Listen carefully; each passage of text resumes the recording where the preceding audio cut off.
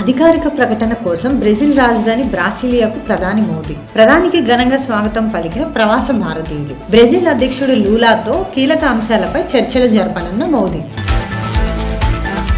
నేడు శ్రీశైలం ప్రాజెక్టును సందర్శించనున్న సీఎం చంద్రబాబు. జలహారతి కార్యక్రమంలో పాల్గొననున్న సీఎం చంద్రబాబు. జలహారతి అనంతరం నీటి వినియోగదారుల సంఘం నేతలతో సమావేశం కానున్న చంద్రబాబు.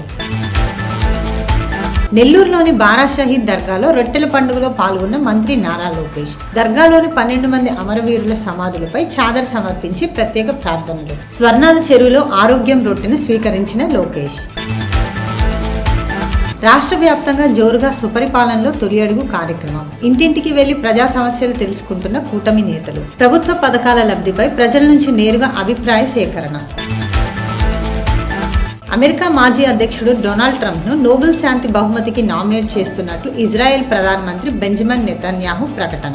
వైట్ హౌస్ లో ట్రంప్ కు నామినేషన్ లేఖ అందించిన నెతన్యాహు. తమిళనాడులోని కడలూరు సమీపంలో ఘోర రైలు ప్రమాదం. రైల్వే క్రాసింగ్ వద్ద స్కూల్ వ్యాన్ ఢీకొట్టిన రైలు. పలువురు విద్యార్థులకు తీవ్ర గాయాలు. ప్రభుత్వ ఆసుపత్రికి శతగాత్రుల తరలింపు. ఎలాన్ మస్క్ కొత్త రాజకీయ పార్టీ ఏర్పాటు చేస్తున్నట్లు ప్రకటన. అమెరికా పార్టీ పేరుతో పార్టీ ఉంటుందని వెల్లడి. ప్రకటనతో కుప్పకూలిన టెస్లా కంపెనీ షేర్లు. మస్క్ నిర్ణయంపై ఇన్వెస్టర్లలో పెరిగిన ఆందోళన. బీహార్లోని పూర్నియా జిల్లాలో దారుణ ఘటన. చేతబడి చేస్తున్నారన్న అనుమానంతో 5గురి హత్య. ఒకే కుటుంబానికి చెందిన 5గురిని కొట్టి కాల్ చేసిన గ్రామస్తులు. దాడి నుంచి ప్రాణాలతో బయటపడిన బాలుడు. గ్రామంలో డాగ్ స్వాడ్ తో పోలీసులు గస్తీ.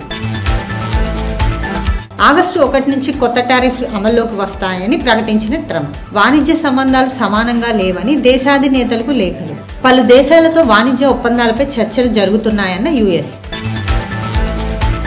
మరాఠీ మహిళపై ఎంఎన్ఎస్ నేత కుమారుడు రాహిల్ షేక్ మద్యం మత్తులో దౌర్జన్యం. తన తండ్రి పలుకుబడి కలిగిన వ్యక్తి అన్న రాహిల్. కేసు నమోదు చేసి రాహిల్ ను అరెస్టు చేసిన పోలీసులు.